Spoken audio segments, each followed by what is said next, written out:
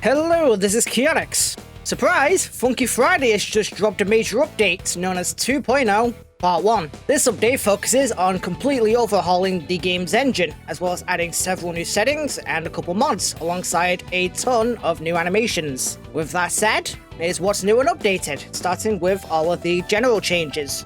Funky Friday now has a new engine. What this basically means is that the game will feel a little bit different than what you're used to. This was done to help with future updates, as the old engine was not great. R15 support has finally been added. No longer are you only limited to just using R6 avatars. And because of this, all R6 animations now work with R15 characters. Do note that if you're using certain packages, such as it might not work great, but they do still work. Most UIs have been completely updated. These include the new song selection UI, new settings UI, the new shop UI, as well as the animation preview UI. The song selection UI is mostly similar to the one from prior updates, but has a couple of extra bits, such as being able to see who voted for what on the left side.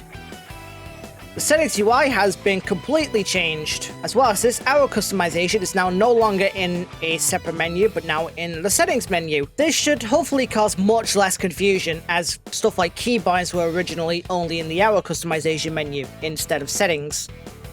The shop UI has also been updated, making it a little nicer to look at, especially with the little icons next to all of the categories.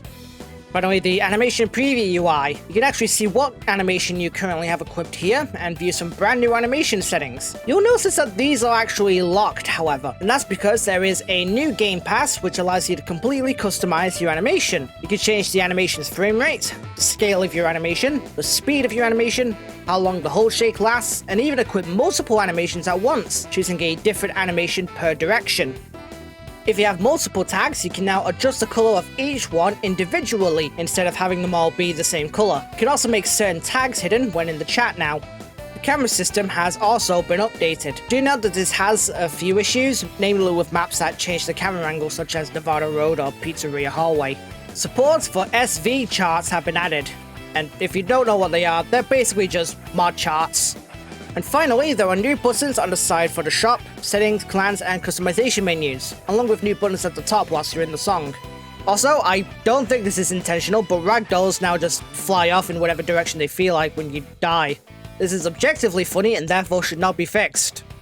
As for the new mods and categories, we only have 3, those being Versus Imposter V4, 50 Lucas, and SV songs, of which there are only 7 of them. To make up for it though, there are several new and updated animations.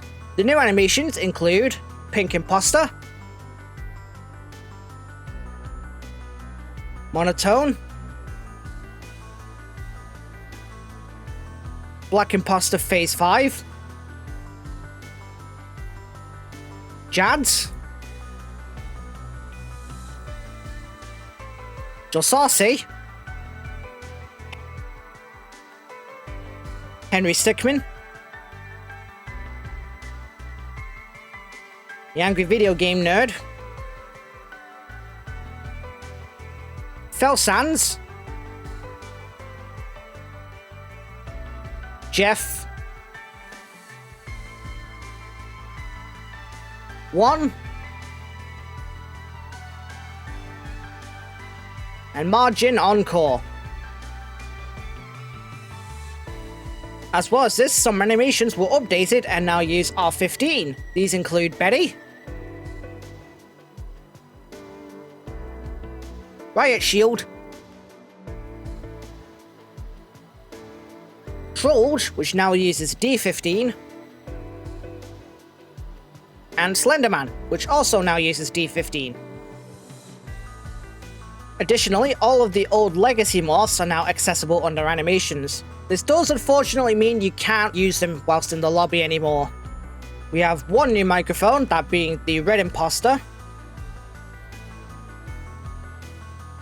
And we have 3 new maps, those being Defeat,